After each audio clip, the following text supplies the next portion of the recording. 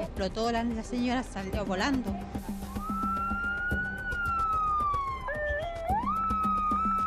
Se ha producido una explosión en el sector de escuela militar. 14 personas heridas. Un extintor con pólvora negra.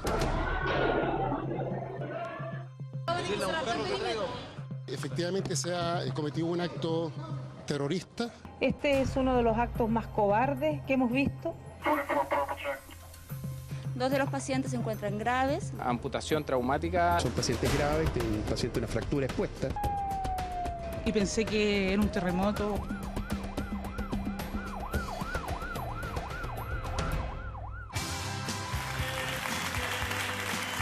¿Cómo están? Bienvenidos, buenas noches, muchas gracias por acompañarnos. No nos va a temblar la mano, fue la frase que utilizó la presidenta de la República, Michelle Bachelet, después de una reunión de casi 3 horas que sostuvo esta mañana, un comité donde se analizó junto al Ministerio del Interior, el Ministerio Público, funcionarios de inteligencia y las policías, lo ocurrido ayer en el subcentro, en la estación del metro de Escuela Militar. Al día siguiente, la síntesis nos da cuenta de varias cosas. 9 de los 14 heridos ya están en su casa intentando recuperarse, mientras otros 5 todavía continúan internados. Las investigaciones empiezan a avanzar a manos también de un fiscal especial que, entre otras cosas, ya cuenta con la información de 18 cámaras que estaban en ese subcentro y además con el testimonio de personas que dicen haber visto al menos a 3 sujetos. Mientras avanzan esas investigaciones, sin embargo, surgen evidentemente las preocupaciones ante una sociedad que no diremos, mira, incrédula, sino que evidentemente inquieta, si es que no preocupada, o con temor eventualmente, una situación que no nos hace vivir precisamente tranquilos. Vamos a conversar sobre lo que ocurrió ayer y vamos a intentar brindar la mirada de parte de la autoridad junto al subsecretario del Interior, Mahmoud Alewi, que se encuentra con nosotros esta noche en vivo aquí en El Informante. Muchas gracias, subsecretario, por acompañarnos. Bienvenido. Buenas noches. Gracias a ustedes. Hasta ahora, subsecretario, ¿qué se sabe en concreto? Bueno, la información que maneja el público es la información que manejamos nosotros. El sistema penal a partir del año 2000 fue modificado en Chile y quien lleva la investigación es el fiscal. El fiscal determina si esa investigación es secreta o no y también determina qué información le entrega no solo al público, sino que a las autoridades. Es un organismo completamente independiente del gobierno, no solo independiente del resto de los poderes del Estado, sino que es independiente internamente. El fiscal nacional tampoco puede recurrir a un fiscal que está llevando una investigación y solicitar la información precisa sobre este tipo de asuntos. Por lo tanto, usted tampoco puede hacerlo. Claro, nosotros no tenemos tuición legal para exigirle a un fiscal información precisa sobre la investigación y en muchos de estos casos, cuando estamos hablando de terrorismo, lo que hacen habitualmente los fiscales es que declaran secreto del sumario y ellos determinan cuándo es posible entregar información o no entregarla. Ahora, desde la perspectiva del análisis propio entonces del Poder Ejecutivo, según el gobierno, ¿qué tipo de mensaje podría haber intentado transmitir un ataque como el día de ayer? Bueno, como bien dijo la presidenta, esta es una acción abominable. Y lo que pretende hacer, y es habitual en el análisis comparativo que uno puede hacer con otras realidades del mundo, que lo que intentan hacer estos grupos es producir temor en la población. Y ese es el mensaje que se ha intentado producir aquí. Se escaló, porque antes habíamos tenido hechos parecidos a esto, pero siempre en sitios donde no circulaba gente. Y hoy día uno puede decir que estos grupos dieron un salto en su estrategia y lo que están haciendo es tratar de afectar vidas humanas directamente. ¿Por qué cree usted que se puede pasar de poner una bomba a las 4 de la mañana en un sitio Eriazo a un artefacto explosivo en un lugar como este, en un restaurante más bien popular, en una zona muy transitada, donde además se podría haber atacado a cualquiera? Es decir, la bomba explota sin que se supiera realmente quién iba a estar pasando por ese lugar. El objetivo es uno solo, asesinar gente inocente. ¿El objetivo era asesinar? Obvio, porque cuando tú pasas de poner una bomba parecida a la que se puso ayer o similar a la que se puso ayer en un sitio Eriazo o detrás de una comisaría donde no circula demasiada gente, a ponerlo en un lugar público como este, eso obviamente es un asesinato, es un intento de asesinato. Porque un grupo que se quiere mostrar, no sé si es anarquista, antisistémico, como queramos denominarlo, me imagino que todavía eso está en evaluación, es capaz de perpetrar, cree usted, un atentado de esta naturaleza y luego más bien no revelar su identidad, mantenerse en el anonimato, a diferencia de otros, donde uno ya tiene una contabilidad de más de 30 grupos de distinta índole que han puesto bombas? La hipótesis que nosotros manejamos, hay variadas hipótesis de estos grupos, pero la hipótesis que manejamos más concluyente es que estos son grupos muy atomizados, son grupos muy pequeños y por lo tanto es muy difícil ubicarlos. No es una organización como la que uno podría imaginar, articulada, robusta, ¿no? Son pequeños grupos de muy pocas personas. ¿Por qué se llega, perdón, a esa conclusión? ¿Por qué se piensa que es un grupo más bien pequeño? Porque la información residual que ha pasado en todos los casos, estamos hablando siempre de que operan 2 o 3 personas máximo. Naturalmente uno puede presuponer de que aquí hay un grupo de apoyo importante, pero hasta ahora no tenemos información concluyente sobre eso. La información que tenemos disponible, y vuelvo a repetir que el fiscal entrega de acuerdo a lo que él estima pertinente, es que estos son grupos más bien atomizados. Ahora, usted dice, a partir de la investigación y el análisis comparativo, da la idea de que se estaba tras el hilo de algo o más bien este atentado nos pilla desprevenido. No, cuando uno tiene en un país como el chileno, donde no hay un terrorismo sistemático, sino que hay distintos eventos de carácter que uno en algunos casos puede calificar de terrorista y en otros no, naturalmente las policías y los propios fiscales que están llevando adelante diversas investigaciones se han ido formando un cierto concepto sobre la situación. Lo importante a mi juicio es que hemos ido tomando el conjunto de medidas que se requieren para prevenir cualquier tipo de situación que finalmente termine en que un ciudadano chileno salga muerto. En su experiencia, bueno, expertos en inteligencia, incluso hasta sociólogos, suelen decir que detrás de este tipo de grupos, aunque sean diferentes entre sí, suelen estar no personas de escasos recursos, sino que gente de clase media, incluso personas acomodadas. Entonces uno podría eventualmente preguntarse, cuando uno se encuentra frente a esa realidad, ¿por qué personas que, por decirlo de alguna forma, sí tienen oportunidades, terminan volviéndose antisistema, antisistémicas, anárquicas y son capaces finalmente de vincularse a algún grupo de estas características? Yo lo único que puedo decir a ese respecto es que cuando hay gente, sea poca, mucha o lo que sea, que desarrolla acciones que lo que intenta es asesinar a inocentes, eso es completamente irracional, digamos. No hay otra explicación. No importa si tiene muchos recursos, mucha educación o poca educación. Ahora, respecto al tema de los recursos, a mí me interesa aclarar que confeccionar un artefacto explosivo como los que conocemos en el país es extremadamente barato. Por lo tanto, no podríamos pensar aquí que es un grupo que tiene algún tipo de financiamiento específico. No necesariamente. Por lo tanto, no es necesario eventualmente que se vincule, por ejemplo, como ocurría antes, asalto a banco, grupos que perpetraban ataques con ahora robos a cajeros automáticos y también estas bandas. No hay ningún antecedente que permita ligar eso con absoluta seguridad. Siempre pueden haber situaciones donde eso se produzca, pero no tenemos ningún antecedente concluyente al respecto. Cuando en décadas anteriores se atentaba, subsecretario, contra bancos o contra iglesias, se intentaba transmitir un mensaje incluso ideológico. ¿Cómo habría que interpretar un ataque contra el metro que en estricto rigor además no es el primero? Este es el primero con víctimas, pero ya tuvimos un episodio anterior en la estación Los Dominicos. Un intento de asesinato, hay gente inocente como dije antes. Pero aquí no hay un intento de atacar determinados conceptos del poder, como pueden ser bancos u otros, digamos. Aquí lo que hay es una acción indiscriminada para asesinar a ciudadanos chilenos y eso no lo vamos a permitir.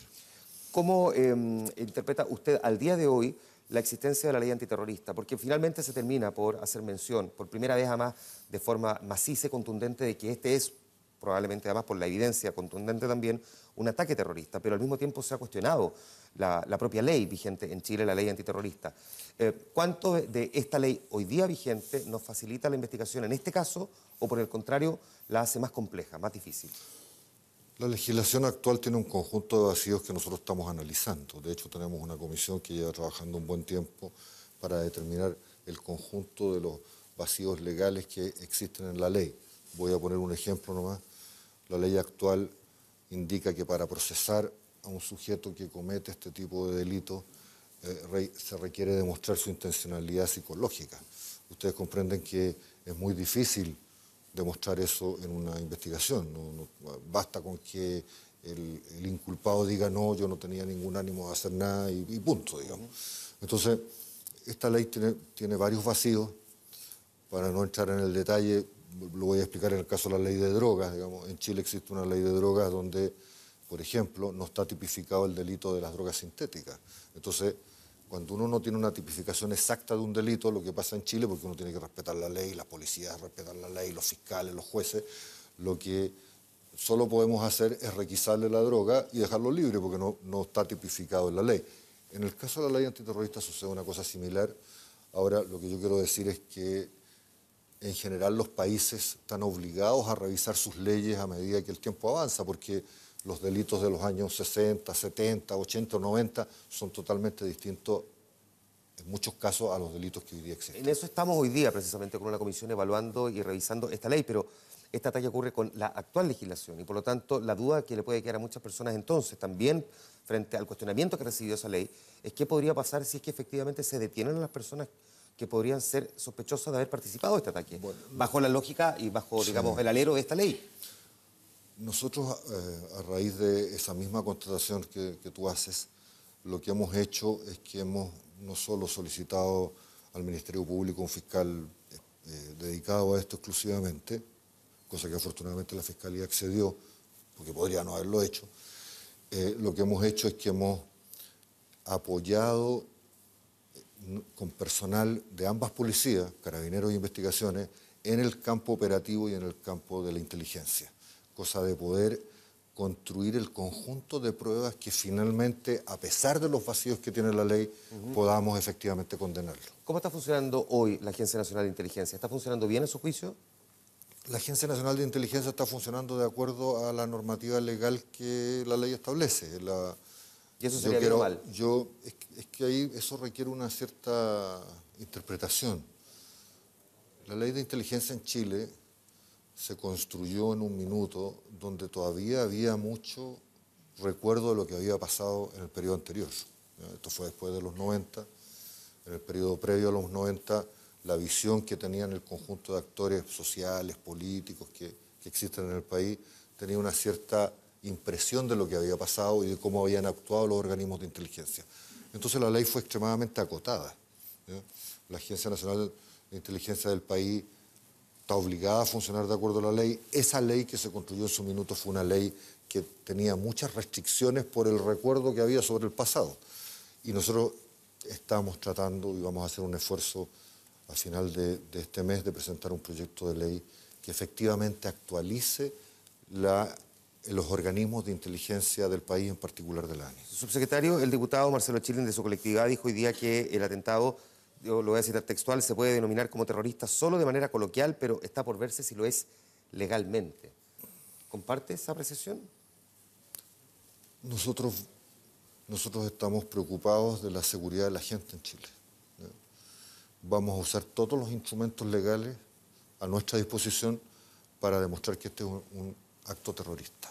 Porque cuando uno en un país, o hay gente en un país que toma la decisión de para el objetivo que sea, me da lo mismo el objetivo, sea político, ideológico, cultural o lo que sea.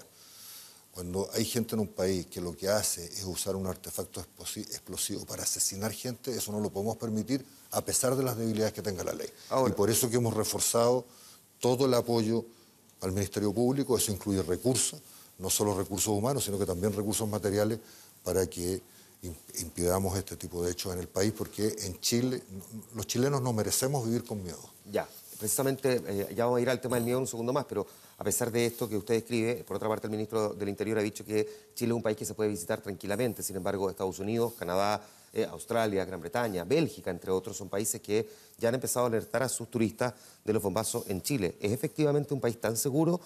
¿Cómo habría que interpretar el que estos otros países estén alertando a sus turistas de esta realidad también? Y del miedo que puede provocar. Que si uno hace un análisis comparativo de cualquier país del mundo donde hay hechos terroristas sistemáticos, no puede sacar esa conclusión en Chile.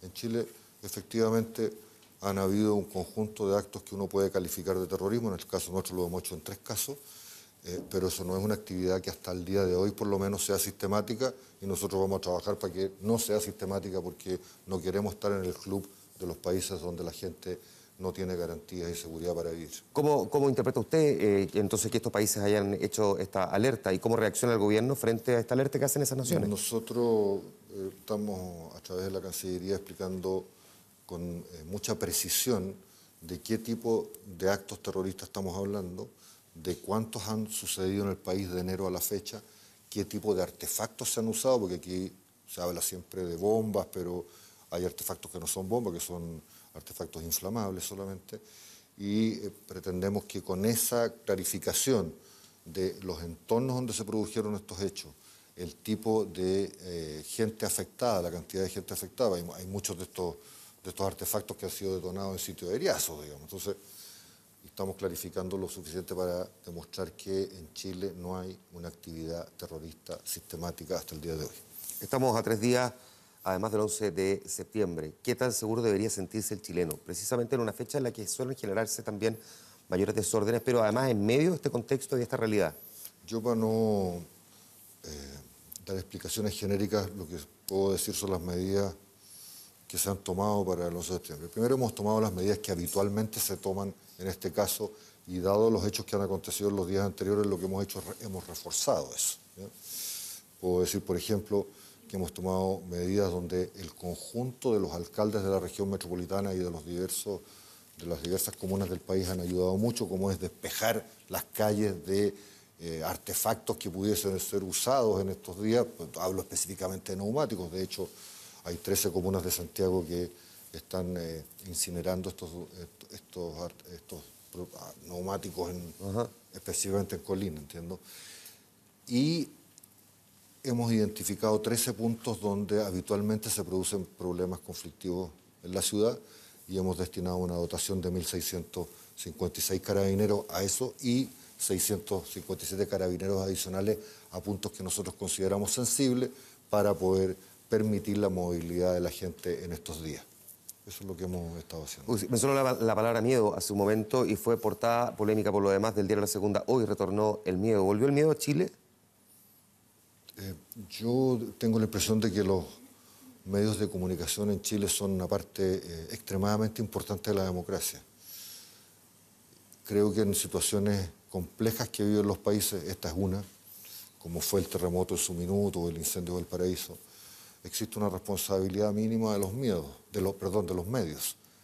Y creo yo que no solo los medios, sino que los actores políticos, los actores sociales, etcétera, lo que tienen que hacer responsablemente es no contribuir al miedo cuando tenemos situaciones de este tipo. ¿Le pareció irresponsable, por lo tanto, al titular? No me pareció irresponsable. Cada medio tiene derecho a interpretar la realidad como le parezca. A mí nosotros no vamos a opinar sobre eso ni vamos a hacer un comentario negativo. Lo que decimos es que la responsabilidad del conjunto de los actores del país debiera ser, en una circunstancia de la gravedad de esta y que se ha calificado por todos como grave, debieran contribuir con un mínimo de calmar el estado de ánimo de los chilenos. Subsecretario del Interior, muchas gracias por conversar esta noche en vivo con nosotros aquí en El Informante. Muchas gracias. Nosotros nos vamos a ir rápidamente a la pausa comercial. Han hablado uno del otro, pero no han estado sentados frente a frente. Lo vamos a tener en los próximos minutos aquí. Marco Enrique Sominami, Andrés Velasco, dos de las figuras políticas mejor evaluadas según la encuesta CEP, a la vuelta de la pausa en El Informante. Espérenos.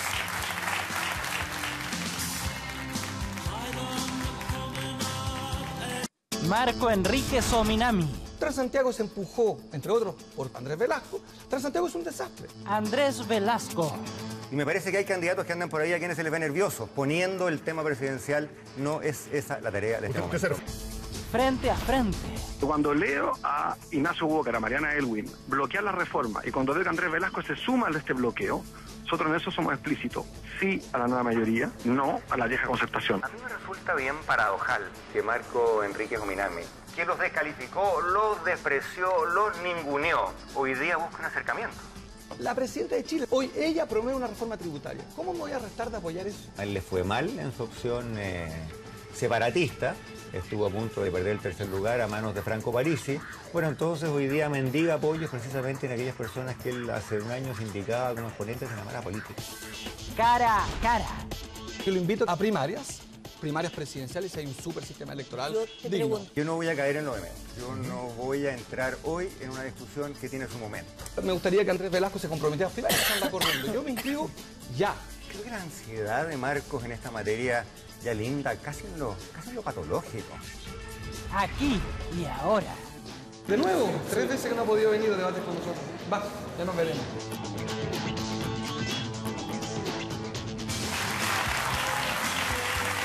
De vuelta en El Informante.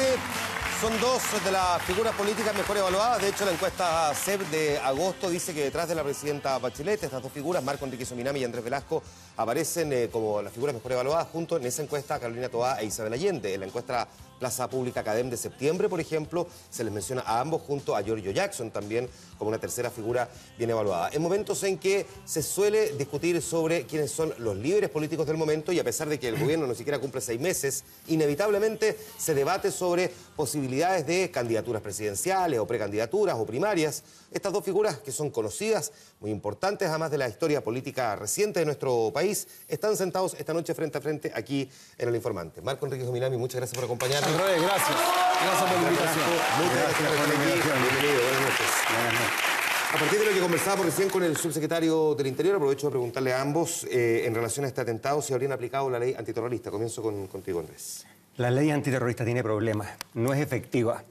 Lo que las autoridades tienen que hacer hoy día es identificar y sancionar con todo el rigor de la ley a los cobardes que intentaron matar a chilenos.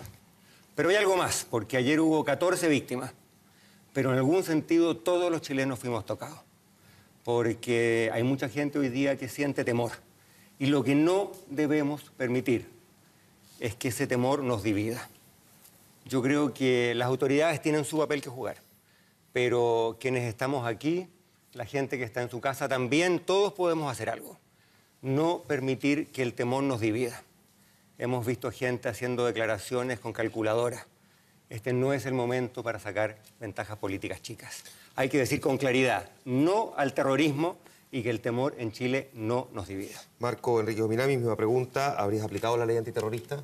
Sí. Creo que lo de ayer es un acto terrorista. No tengo todos los elementos y siempre la justicia en esto tiene la palabra. Pero creo que un gobierno debe hacerse cargo de lo que pasó ayer. Y creo que el gobierno en esto estuvo bien. Dos cosas así adicionales. La inteligencia es el primer paso y tenemos un problema. Yo llamo a mi sector, a la izquierda, a la centroizquierda, a que en eso seamos vanguardia y no nos quedemos atrás. Producto de la dictadura y la transición se creó la Agencia Nacional de Inteligencia y se le dio muy pocas facultades. Bien sabemos que las Fuerzas Armadas tienen servicios de inteligencia, bien sabemos que la PDI tiene información y bien sabemos que la ANI es una especie de institución trunca, hay que modernizarla y nos quedamos pegados porque se creó, recuerden ustedes, para inocularse de la inteligencia que tenían los militares el año 90. Segundo, los fiscales en Chile tienen 2.300 casos al año promedio. Ningún fiscal está en condiciones hoy día de investigar esto. Necesitamos entonces fiscales que se especialicen en terrorismo, descomprimir el peso de la carga sobre los fiscales, que haya más fiscales. Y termino. Yo soy un convencido de que nos vamos a enfrentar a un escenario raro. Y este es el péndulo de estas horas. O es la última bomba o es la primera de muchas. Con estas características. Yo espero que sea la última, pero para eso se requiere que en esto se cree una agencia nacional de inteligencia con todas las facultades que hoy día no tiene. Vamos al debate propiamente tal, a conversar de política. Le agrega por lo tanto Marco también. Mira, yo creo que evidentemente en este caso hay que aplicar la ley antiterrorista, pero también reflexionemos cuántos años llevamos en una guerra de caricaturas entre duros y blandos, discutiendo acerca de la necesidad que existe de perfeccionar esa ley. Si necesitábamos, y ojalá que no lo hubiéramos necesitado, un recordatorio de lo importante que es hacer eso, hagamos eso, porque las autoridades necesitan una ley efectiva para poder combatir lo que en este caso ha sido un acto cobarde de terrorismo, inaceptable y que debe ser sancionado. Marco Enrique, ¿algo que agregar? A ver, se nos dijo durante 4 años, Sebastián Piñera, que casi todo lo que ocurría era terrorismo en la Araucanía, en las marchas. Hoy nos damos cuenta que esto sí que es un grado adicional de violencia. Y por tanto yo diría que efectivamente esta ley es una ley mala, por la discrecionalidad que explicó el subsecretario. Intentamos en el periodo anterior, 2006-2010, cambiarla. no hubo eco en eso. La hay hoy día. Aprovechemos la voluntad de la presidenta de Chile por hacer una nueva ley. Y creo que en esto el gobierno ha estado bien en algo. Invocar una mala ley es más importante que quedarse de brazos cruzados. Voy a la política ahora. Marco, parto contigo en esta oportunidad. Para despejar las cosas y tenerlas bastante claras. ¿Son o no son candidatos presidenciales? O precandidatos presidenciales, o como queramos denominarlo, pero en la lógica de la aspiración presidencial hoy. Parto contigo. No hay elecciones mañana ni pasado mañana. Por tanto, es impropio presidencializar el debate. Hay una presidenta que empuja reformas que yo he venido peleando desde que entré en política. Y por tanto, sería muy feo presidencializar el 2014. Pero no tengo problema en reconocer mi condición de aspirante. Sería un honor que algún día Chile nos eligiera para ofrecer un gobierno distinto. Y quizás aquí radica una diferencia. Creo que uno no puede pasearse por los programas de televisión dando conferencias, mintiendo. No se puede decir que uno no es candidato cuando es candidato. No hay nada derogativo en esto, Andrés, en querer ser candidato. Es una condición muy noble. Y creo que es peyorativo decir a los chilenos en las cámaras que uno no es candidato. Hay que asumir su condición y sí estoy de acuerdo en esto. Porque hay puntos de encuentro. Que no es el momento. Y esta conversación no la entiendo como un debate. La entiendo como una reflexión de dos aspirantes que hoy día tienen posiciones comunes y distintas respecto de la reforma de la presidenta de Chile. Andrés Velasco, misma pregunta entonces. ¿Son o no son candidatos presidenciales? Aquí tenemos una diferencia con Marcos. Porque Marcos hace aquí lo que ha hecho en múltiples programas, que es caer en el ataque personal, en el insulto, en acusar a la gente de mentiroso. Y yo creo, Marcos, te lo digo cara a cara, que ese no es el tipo de diálogo que la gente en Chile espera. Yo fui candidato presidencial. No le tengo miedo a ese desafío. Pero aquí voy a estar de acuerdo contigo en una cosa. Es una falta de respeto a la gente que hoy día está preocupada porque no se puede subir al metro.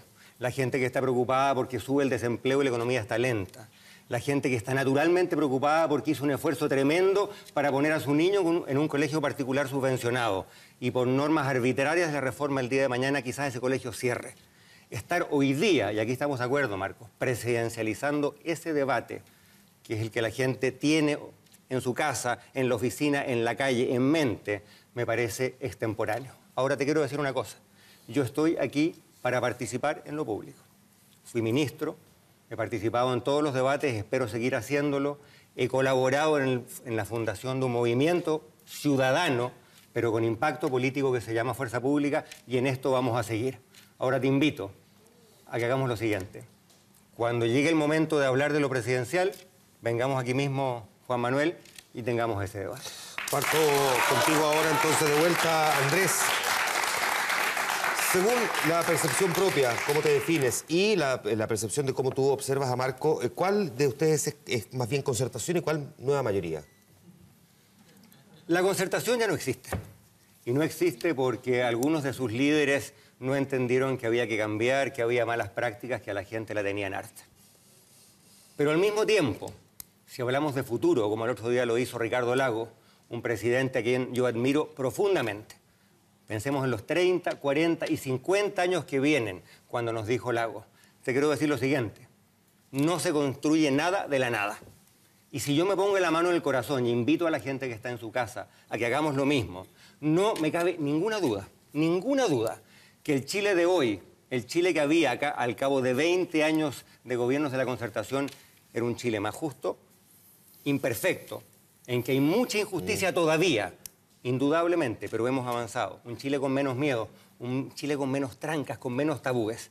Y por lo tanto, esa experiencia de los 20 años de concertación, esa experiencia de gobiernos importantes, como el de Elwin, como el de Lagos, hay que rescatarla. Ya, Andrés Velasco tiene más espíritu concertación, más espíritu nueva mayoría, ninguna de las anteriores. Yo tengo un espíritu de lo que vamos a construir a futuro, que yo espero que rescatemos lo mejor de los años de la concertación, pero no caigamos, lamentablemente, en algunas de las desprolijidades, en algunos de los errores, y lo digo no para celebrarlo, para lamentarlo, en que han caído, por ejemplo, la reforma tributaria o la reforma de educación. De lo que vamos a hablar en un segundo más, pero te falta la otra parte de la pregunta. ¿Consideras que Marco es más concertación o nueva mayoría? ¿O ninguna de las anteriores? Yo creo que Marco es un tipo de izquierda antigua. Yo veía ayer, Marco, en la portada del diario El País, que llega a mi casa junto con La Tercera, al primer ministro de Francia, al primer ministro de Italia y al nuevo presidente del PSOE, del Partido Socialista Español. Los tres son modernos, son liberales, son socialistas. ¿Y por qué están trabajando? Están trabajando por reformar el Estado, por retomar el crecimiento, por revalorizar el emprendimiento. Ninguno de los tres votaría por ti. Marco Enríquez Ominami, misma pregunta entonces, digo, para tratar de mantener aquí la interpretación. Primero, ¿cómo te defines tú, más concertación o nueva mayoría o ninguna de las anteriores? Y luego, ¿cómo definirías a Andrés Velasco? Progresista. Progresista. Soy parte del partido que no está en la nueva mayoría y que no forma parte de la concertación. Exacto. O sea, yo creo que estamos en un momento fantástico en la historia de Chile. Estamos en un momento que podemos hacer mucho más. Y la concertación en su minuto es una vieja discusión ya muy antigua, es del 2009. Quería Hidroaicén, le gustaba el CAE, no le gustaban las reformas tributarias, no le gustaba la gratuidad en educación, no le gustaba la Asamblea Constituyente, no le gustaba ni más ni menos que las reformas laborales. Hoy la nueva mayoría, de la cual yo no soy parte, pero que observo con simpatía, promueve el fin de Hidroaicén, la gratuidad, no se enorgullece del CAE. El Transantiago que hizo la concertación hoy día, la nueva mayoría sabe perfectamente que fue su gran castigo el 2009, por la cual en la región metropolitana los chilenos votaron contra la concertación, por Sebastián Piñera. Por tanto, yo sí, lo digo en todas sus letras, me identifico en el progresismo y no vengo a polemizar con Andrés. No vengo porque creo que los minutos de televisión en este canal tan importante, tan prestigiado, son muy importantes, valga la redundancia. Y hay que aprovechar de empatizar con otra cosa. Estamos hablando de libertad e igualdad. Yo pregunto, con el sueldo mínimo, ¿cuán libre se es? Viajando entre Santiago 3 horas diarias, ¿cuán libre se es? Pagando por una educación carísima y que no es ni de cerca la mejor del mundo. ¿Cuán libre se es? Esa es la discusión de fondo, la libertad y la igualdad. Y Chile es una sociedad, como decía Ricardo Tessoto, un amigo tuyo, la Corea del Norte del capitalismo, en que la libertad está hipergarantizada y la igualdad es despreciada. Esa es la discusión. Y no hay que caer en la etiqueta ni en la caricatura. De todas formas, ¿consideras que Andrés Velasco es más cercano a la concertación, a la nueva mayoría o ninguna de las anteriores? ¿Cómo miras a quién está sentado al frente? También hay, me imagino que hay una valoración respecto de eso, desde el punto de vista político. Respecto de la nueva mayoría, tengo más cercanía que con la concertación. Nosotros los progresistas tenemos, Andrés,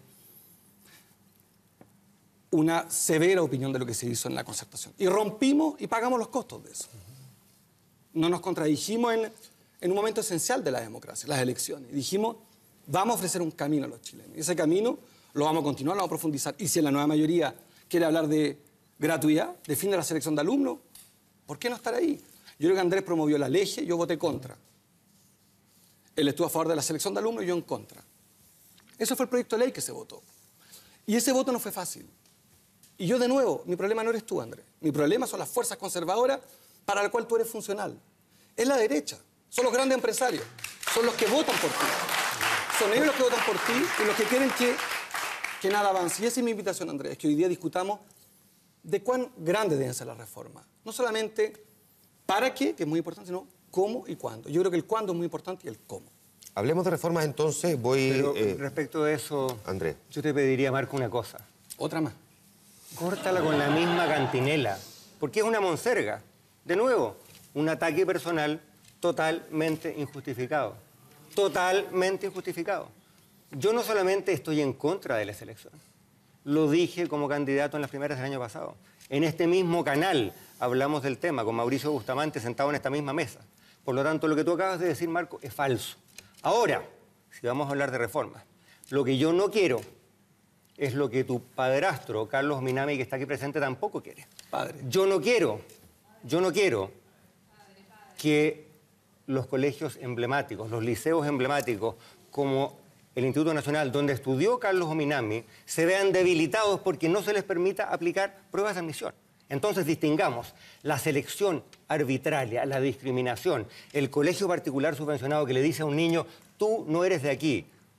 Se lo dice de modo elegante, pero la verdad es que lo discrimina por el color de su piel, por su apellido, por la comuna donde vive. Esto es inmoral, esto es inaceptable y tenemos que terminar con eso. Otra cosa es permitirle, por ejemplo, al Instituto Nacional que seleccione a los jóvenes que pueden hacer de esa institución, como lo ha sido por casi 200 años, una gran institución. Déjame preguntarle a Marco entonces lo mismo, para saber si hay efectivamente, radica aquí una diferencia profunda a partir de la descripción que hace Andrés Velasco sobre su reflexión de la reforma educacional. Carlos es mi padre, por si acaso, y me agregué el apellido por amor a él junto al de Miguel Enríquez, pero eso no es el tema de hoy. El año 90 en Chile habían, para ser bien preciso, 2.000 particulares subvencionados.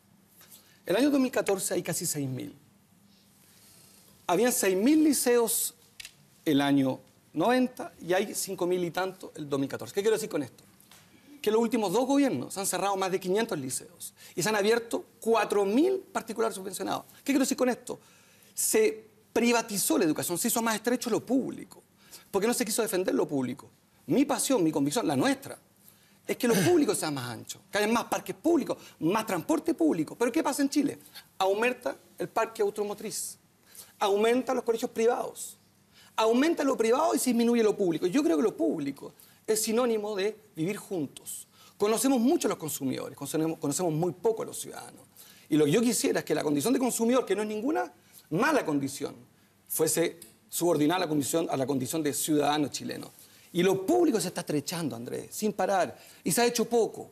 Y falta, y en eso este gobierno que ha hecho tremendas reformas y yo las apoyo y quiero que resulten, soy parte del impulso transformador. Tengo una crítica. Había que partir por los liceos. Había que partir por un plan de liceo, poner a los intendentes, a los gobernadores, una Agencia Nacional de Educación Pública, no solamente no a la selección, es innovar en el currículum, es tecnologizar la educación. ¿Qué pasa, los liceos deben ser la joya de la corona. ¿Qué pasa con los liceos emblemáticos en este caso? Todas las sociedades necesitan liceos emblemáticos, todas las sociedades. A mí no me gusta la selección, más aún, creo que los colegios privados deben ser regulados, que están pasando colados. Ahí donde estudian nuestras hijas, está pasando colado, el caso de los colegios privados. El caso del St. George, el caso del Grange, pasa colado y son colegios también, donde estudian los hijos de la élite, que seleccionan, que segregan. Y mi pasión es que esos colegios también los regulemos.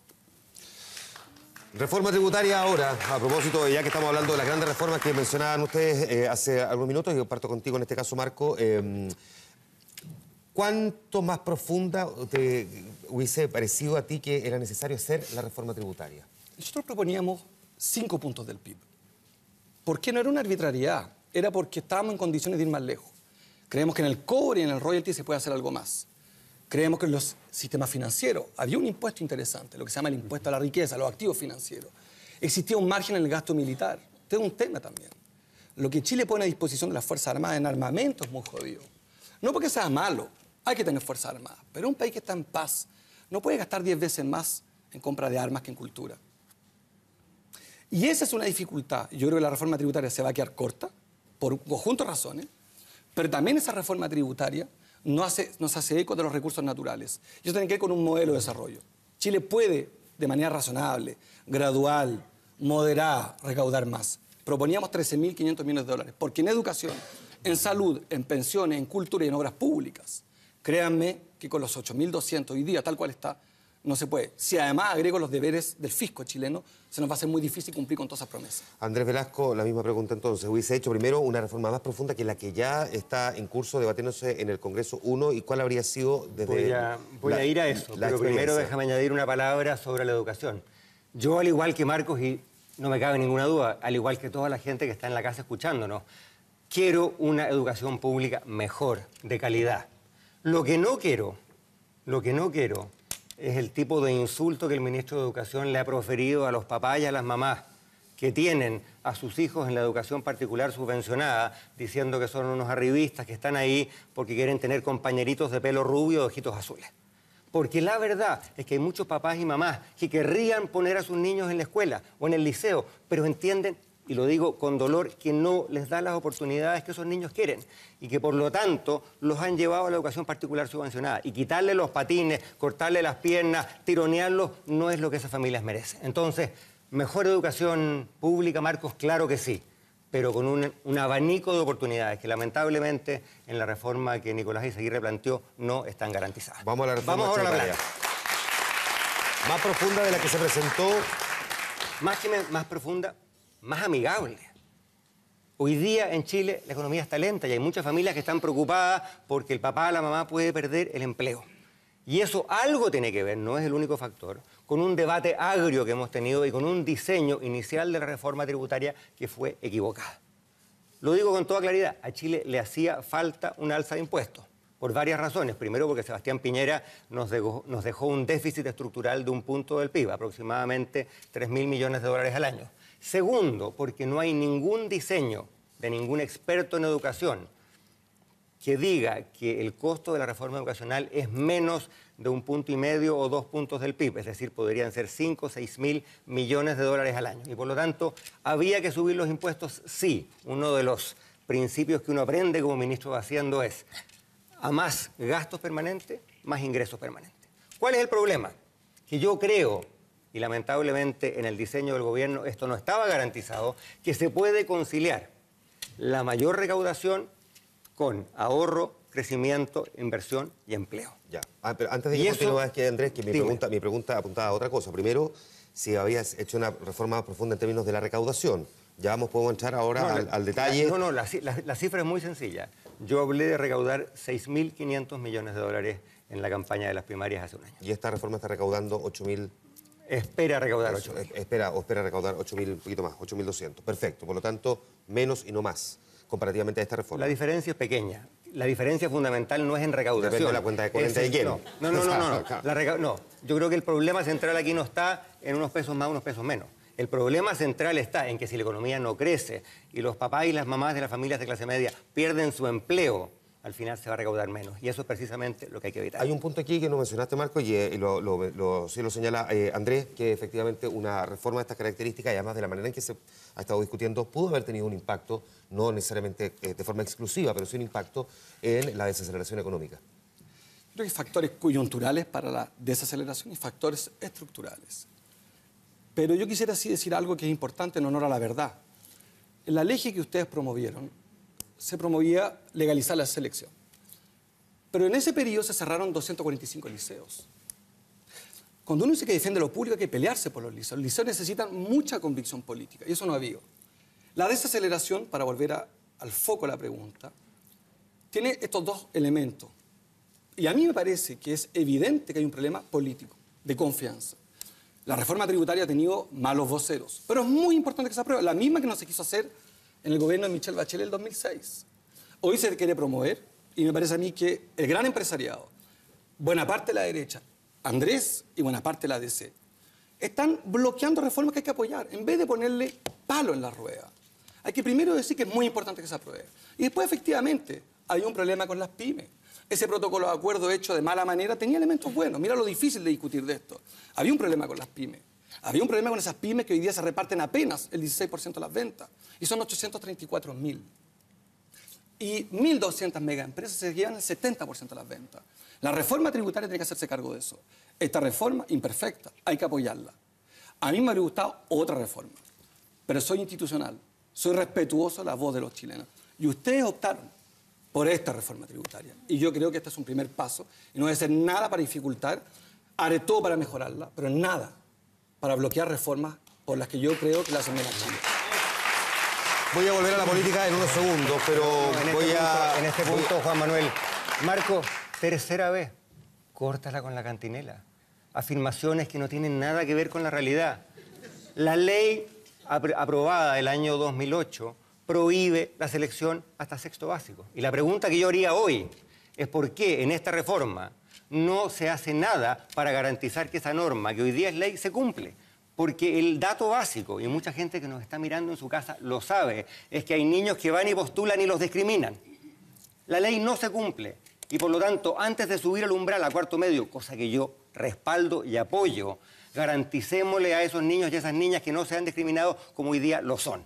Por lo tanto, la afirmación que tú hiciste es inexacta, por decirlo de modo educado. Segundo, no me cabe ninguna duda que hay que hacer una reforma. Pero el dato básico es que esa reforma no puede atentar contra el empleo, no puede atentar contra las pymes. ¿Por qué los emprendedores de Chile, liderados por Juan Pablo Suet, en un video que fue visto más de 1 millón de veces, decían: esta reforma nos pisa los callos, esta reforma no nos permite crecer? Porque era una reforma que fue diseñada a la carrera, en 30 días, sin la reflexión serena, sin el trabajo técnico, y que afortunadamente se ha empezado a corregir. Se ha empezado a corregir. ¿Cuál es el problema? Es que va a haber dos sistemas. Y cuando hay dos sistemas generales, dos regímenes generales, más sistemas especiales para la pyme, que yo respaldo, más el sistema de la renta presunta, que es un abuso total. Cuando hay varios sistemas, entre cada sistema y el otro, ¿qué pasa? Hay resquicios y eso se presta para la elusión y la evasión. Digámoslo así, Juan Manuel, y aquí termino. Si esta reforma tributaria era la oportunidad para tener un sistema tributario sencillo, impregnable a la evasión, lamentablemente esa oportunidad se dejó pasar. Hacer un tratamiento directo aquí, Andrés, porque además de la cantilera, lo que cita es, entre otras cosas, que era impreciso en la descripción que hace respecto a la reforma educacional. Yo creo que Andrés tiene mala memoria y falta la verdad, pero es una discusión que no te podemos tener porque somos hechos que se pueden chequear en internet. Lo invito a la gente que cada uno. Pero perdón, invito a la gente que está en su casa y que vea. Déjame completar la idea. Prohíbe la selección hasta sexto básico. Lo primero es la educación. Gracias. Muy breve.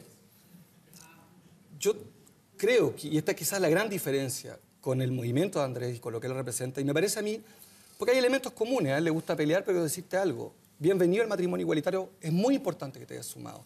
Es muy importante que ayudes ahora a las libertades civiles, porque el gobierno del 2006 intentábamos, y fue muy importante que no hubiese censura, pero tampoco se apoyó, y hoy día tú apoyas, y eso para mí es muy importante. Yo tengo ahí una gran diferencia sobre la política y la forma de hacer política. Y no porque yo tenga la verdad, sino porque creo que Chile hoy día está furioso con sus instituciones, desconfía, y la confianza no se compra ni con bonos ni con crecimiento económico. Y la confianza en las instituciones se recupera con lo público. Y eso hay que fortalecerlo. Lo que se hizo durante 24 años es estrechar lo público, como lo decía antes. Yo creo que la educación chilena es clasista, privatiza la vida, y no es buena y es cara. Pero hay colegios buenos y hay buenas experiencias. Y en eso el gobierno yo invito a que corrija y que haga ahora un super plan de educación pública. Esa es la demanda de los chilenos, que lo público sea, algunos llaman el colchón, otros llaman el etos de Chile. El alma de Chile ha sido lo público. De ahí han salido los mejores presidentes de Chile, de ahí ha salido el alma nacional. Y eso se estrechó desde el gobierno anterior, el penúltimo, sin parar. Este gobierno quiere corregirlo y en eso yo estoy totalmente de acuerdo. Y voy a ir al sistema de pensiones ahora, a preguntarles primero si son partidarios de la AFP estatal y qué modificaciones profundas le harían al sistema de pensiones. Parto contigo ahora. Yo creo que la AFP estatal es una mala medida porque no cambia el principio del sálvese quien pueda. Y propongo un sistema de reparto mixto donde las AFP podrían existir, pero con otras reglas. Por ejemplo. Comisiones más baratas, menos plata en publicidad, menos avisaje. Un sistema mixto como existe en muchísimos países. Andrés Velasco, una pregunta. Marco Enríquez propone un sistema de reparto. Expliquémosle a la gente que está en su casa en qué consiste. Es un sistema en que los trabajadores activos, hoy en edad de trabajar, le hacen un aporte a los que están jubilados. ¿Cuál es el problema? Que en Chile estamos en medio de una tremenda transición demográfica, en que cada día tenemos más adultos mayores y menos trabajadores activos. Y por lo tanto, esa receta que Marcos propone, y cualquier experto va a estar de acuerdo, es una receta para que haya malas pensiones. Ahora porque sí, cada día menos personas mixto, activas. Dijo reparto por mixto. eso, pero el reparto que hoy día está ausente del sistema no va a funcionar en Chile. ¿Por qué? Porque hay pocos trabajadores activos relativo al número creciente de adultos mayores. Y por lo tanto, si alguien quiere garantizar que en Chile tengamos peores pensiones, los invito a que apoyen la postura de Marco Enríquez Ominami. Marcos también decía que hay que bajar las comisiones. Marcos, yo te recuerdo que en la reforma previsional que hicimos el año 2008, introdujimos contra la voluntad de las AFP y contra la voluntad de la UDI un sistema de licitación.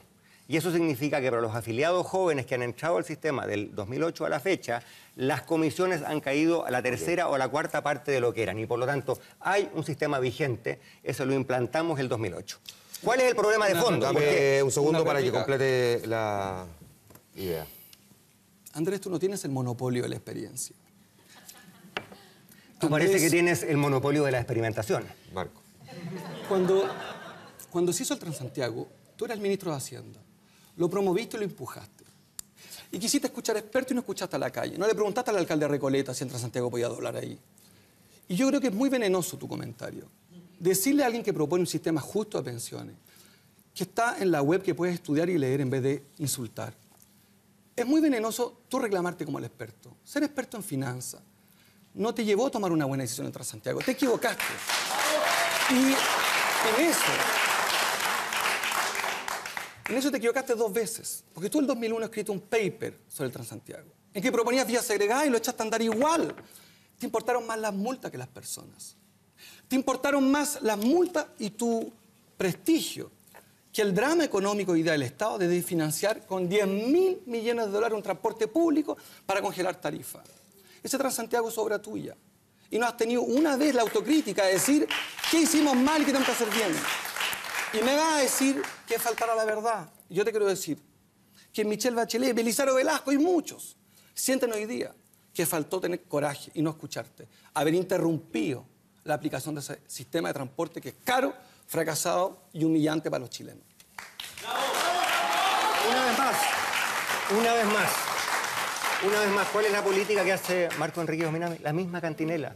El ataque personal, la descalificación, la falsedad. Marco, ¿quiénes hemos estado? ¿Quiénes hemos estado en el Poder Ejecutivo? ¿Quiénes hemos estado en un gobierno? Sabemos que ese tipo de decisiones le corresponden a los ministros sectoriales. Yo no tuve nada que ver con Transantiago, excepto en lo que me correspondía por ley, en su financiamiento. Y tú hablas de un paper. Claro que escribí un trabajo académico sobre las carencias del sistema de las micros amarillas, que todos las conocíamos. Te quiero decir lo siguiente, también escribí varios papers sobre la crisis argentina del 2001, y tú me vas a decir que es culpa mía. Escribí varios papers sobre la crisis subprime, y tú vas a decir que es culpa mía. Yo creo, la verdad, es que la política de la descalificación, el ataque personal, la monserga y la cantinela que tú no cesas de... Respetemos a la gente. Yo creo que ese no es el tipo de política que la gente quiere. Está bueno esto, ¿ah?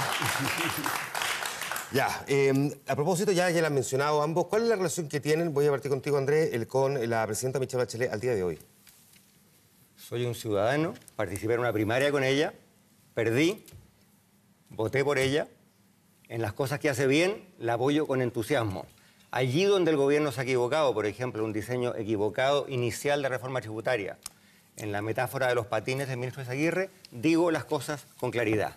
Precisamente porque participé en 2 gobiernos de la concertación, precisamente porque me siento parte de la tradición de la centroizquierda chilena, siento también que tengo el derecho, como lo tiene cualquier ciudadano, de decir, esto está bien, lo celebro, esto está mal, cambiémoslo.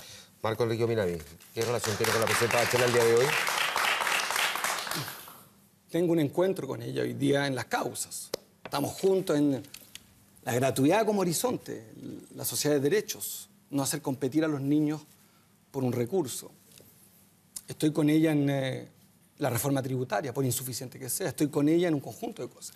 Tengo sí un matiz, la Asamblea Constituyente. Ya la que vamos a hablar un segundo más, pero mi pregunta es más bien una relación, no la mirada que tienen ustedes. La quiero, yo le tengo aprecio. Ahora, no soy primo de ella, no soy sobrino de ella, le tengo aprecio. Ella no tengo idea si me quiere, pero yo le tengo aprecio. Tengo enormes diferencias con ella en la Asamblea Constituyente y en el resto. La encuentro mucho mejor presidenta que el 2006.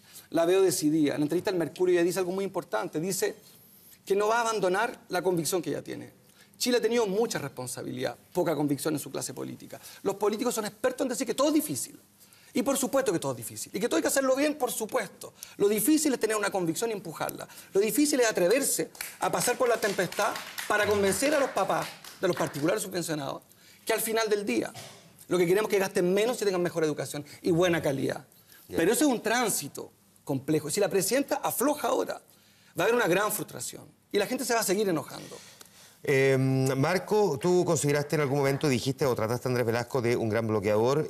Andrés Velasco, consideraste a Marco oportunista, así lo dijiste en una entrevista de la radio Agricultura. Parto contigo, Andrés. ¿Oportunista por qué, Marco? Y después bloqueador, ¿por qué? Mira, yo creo que uno puede cambiar de opinión. Yo he cambiado de opinión en mi vida. Creo que al revés, los que estamos en la vida pública, cuando las circunstancias no cambian, cambiamos de opinión, por supuesto que sí. Ahora, lo que a mí me resulta un poco más difícil de entender, y yo creo que a la gente que nos está escuchando también le cuesta difícil de entender, pero no te culpo por esto, Marco. La verdad que no es un tema que yo quiera poner, pero tú lo pones, yo respondo. Tú hablaste de la nueva pillería. Hablaste de la nueva pillería. Y hoy día le haces guiños a algunos presidentes, a algunos partidos de ese conglomerado. Entonces, Yo creo que cambiar de opinión es una cosa, pero decir cosas tan fuertes en algún momento y hacer guiños pocos meses después, a mí al menos me resulta difícil de entender. ¿Por qué gran bloqueador, Andrés Velasco? Me hago cargo primero de... Yo, efectivamente, fui muy audaz en mis juicios en la campaña presidencial, porque los partidos de la concertación y la nueva mayoría estaban en el dicom de la credibilidad, porque habían hecho varias veces campañas con promesas y después puras explicaciones. Yo creo que hoy día, sin discusión alguna, las fuerzas parlamentarias, sociales, alcaldes, concejales de la nueva mayoría empujan causas que son las mismas que yo vengo empujando. ¿Por qué voy a ser tan mala fe de seguir pegándole porque no soy yo el protagonista? No me tocó a mí ser presidente, le tocó a Michelle Bachelet, pero cuando uno no es protagonista no se resta.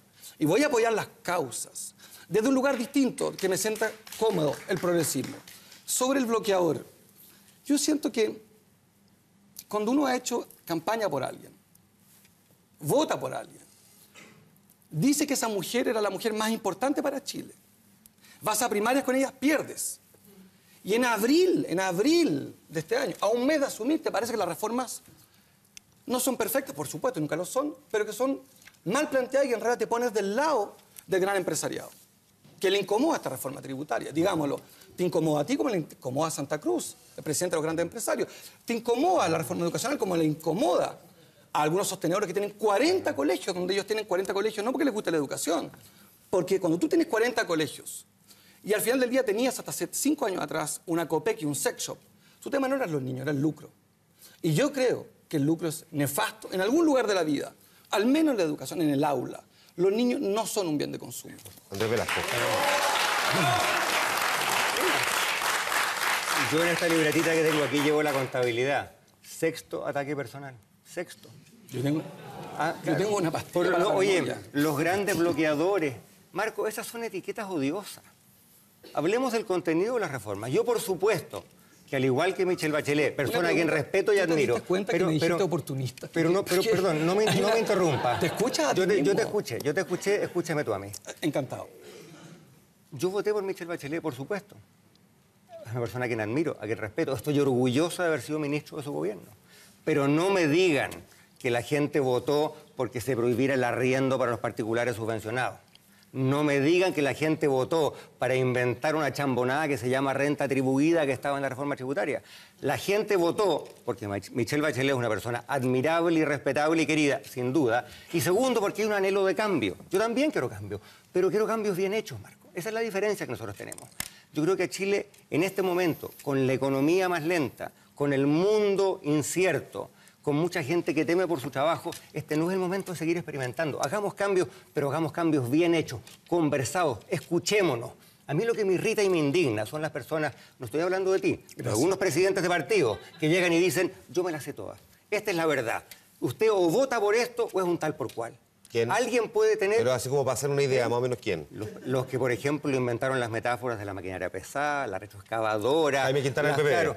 Entonces, ¿qué pasa? En un tema tan delicado como la educación, que toca la vida cotidiana de todos los que somos papás, mamás, tenemos hijos, ¿alguien tiene la verdad absoluta? ¿Alguien puede decir, este sistema es el único? Te digo una cosa. Cuando entramos a la OCDE, a este club de países con buenas políticas, yo pregunté, ¿cuál es el modelo de educación? Y me dijeron, señor Velasco, no hay modelo. Miremos a Corea del Sur, miremos a Finlandia, los dos países que tienen mejor desempeño. Tienen muchas diferencias, y por lo tanto el que diga hay un sistema único no está actuando con la verdad. Andrés Velasco, Marco Enrique Minami, a los dos la misma pregunta, aunque de forma diferente. Andrés Velasco, Marco te invitó a que te comprometas a primarias presidenciales, cito textual, si es que hay un sistema electoral digno. Ya está claro que ahora no, pero más adelante, si se diera esa posibilidad, ¿aceptarías? Voy a dejar planteada esa pregunta, te hago la misma pregunta a ti, Marco, de otra manera. Si tú vas a primarias dentro de la nueva mayoría, ¿cómo lo harías? Porque según lo que establece la ley, obligaría a que tu partido o se incorpore a la coalición o por el contrario tendrías que renunciar a tu partido para ser candidato independiente. No hay una fórmula intermedia. Parto contigo primero. ¿Se acepta el desafío de Marco de participar en esa primaria si es que fuese, como dijo él, un sistema electoral digno? Yo creo en las primarias. Yo me las jugué el año pasado porque hubiera primarias. Participé en las primarias presidenciales. Pero las primarias no son un jugueteo para pegotear personas que piensan distinto. Yo creo en las primarias como una manera para dirimir liderazgos entre las personas que tienen un proyecto político común. Con Marco tenemos una cosa en común. Ambos estuvimos en contra de la dictadura. ¿Es lo único que tienen en común? Pero no tenemos un proyecto político común. Y por lo tanto, no creo que corresponda, y no lo voy a hacer, participar en una primaria con una persona con quien no políticamente tengo nada. Eso es un no, entonces. Difícil más claro. Ya, perfecto. Marco, ya vamos a ir a la respuesta y vamos a ir a si tienen otras cosas en común, que me parece que es muy interesante y es de fondo, pero primero a una cuestión práctica también frente a las primarias dentro de la nueva mayoría. Una precisión previa. Usted hace pocos meses me invitaba a primarias con usted. La memoria hoy día está fallando. Nos pasamos a ustedes, veo. Me va a acusar de insultarlo, se lo digo con respeto, para que sea inequívoco. Usted me pedía primarias hace tan solo meses. Solo una precisión, por los diarios, salvo que los diarios estén mintiendo. No, la pregunta que yo hice es por qué Marco el año pasado se restó de las primarias. Pero mi convicción siempre ha sido la misma. Marco, las primarias para las personas que comparten un proyecto político, cosa que a nosotros, lamentablemente, no nos ocurre. Marcos. Otro problema de memoria, además de haberme invitado a primaria hoy día a negarse ir a primarias conmigo, es otra, que es interesante. Yo, señor Velasco, quiero primarias para todos los cargos, no solamente para presidente. Para mí un senador, un diputado, un alcalde, requieren primarias para que se acabe la pitutocracia, que haya meritocracia. Y eso vengo peleando el 2009, me habría gustado contar con usted el 2009, el 2012, de nuevo estuvimos huérfanos, y el 2013 estuvimos huérfanos.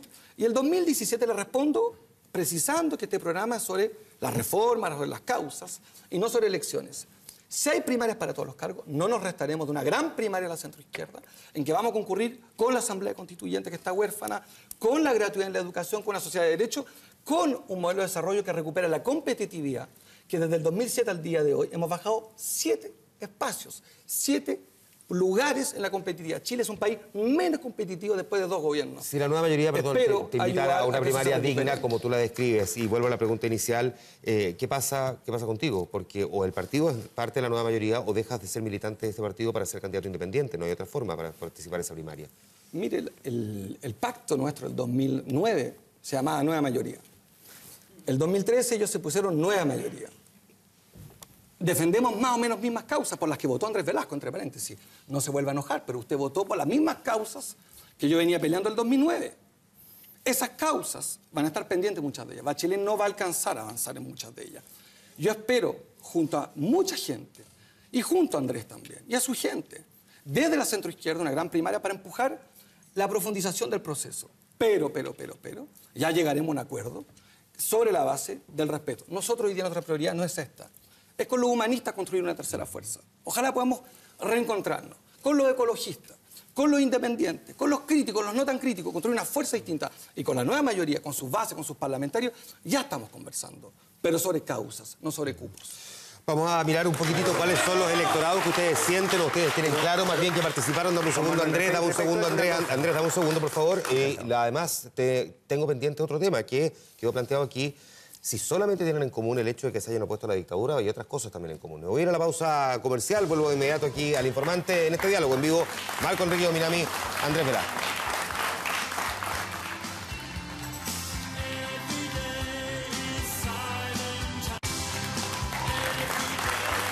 Cara a cara, Marco Enrique Ominami, Andrés Velasco, esta noche en el informante en vivo. Había quedado con la palabra Andrés Velasco brevemente y replica luego Marco Enríquez para la pregunta final del programa que ya habíamos dejado planteada. Andrés Velasco.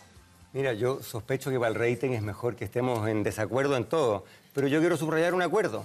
Marcos dijo que él quería primarias para todos los cargos de elección popular. Yo dije lo mismo, en este punto estamos de acuerdo, Marcos.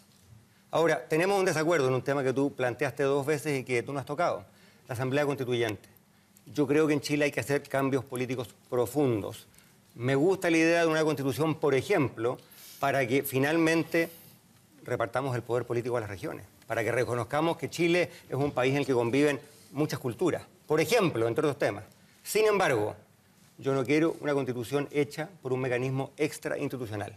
En Chile hay una manera de cambiar la constitución y eso se llama el Congreso. Y para que ese Congreso sea legítimo a ojos de la gente, y hoy día hay dudas al respecto, hay que cambiar el binominal, hay que legislar sobre el lobby, hay que cambiar las reglas de financiamiento y hay que reformar los partidos políticos, que son entes democráticos, pero que hacia adentro no siempre son democráticos. Si hacemos eso, Marco, vamos a hacer los cambios que hay que hacer, pero de modo institucional, de nuevo, con experiencia, no con experimentación. ¿No te gusta la Asamblea Constituyente? Marco Enrique, tú has dicho, en cambio, que a ti la Asamblea Constituyente te parece que sí es posible porque Chile ya está maduro y preparado. Esa ha sido la frase que has pronunciado.